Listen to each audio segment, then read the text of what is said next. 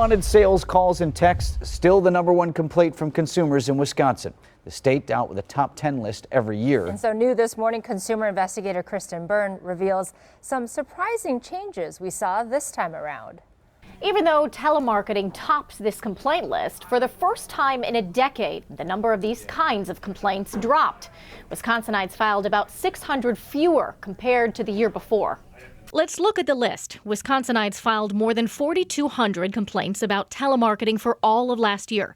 Landlord-tenant complaints are the second on the list, and telecommunications, meaning complaints over phone, cable, or internet services, took the third spot.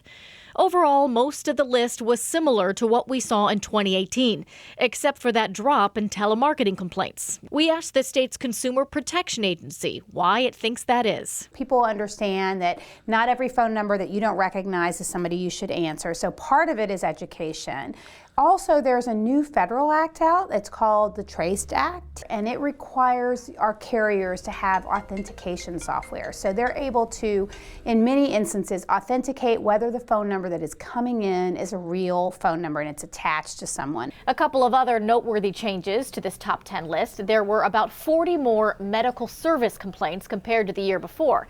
And then there was also a new category this year, complaints about computers and equipment, and that took the number 10 spot. If you want to file a consumer complaint with the state, look for the link in this web story.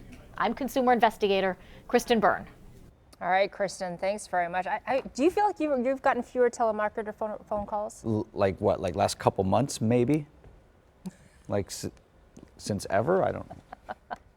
What is the measure? That was a good answer. Thank you.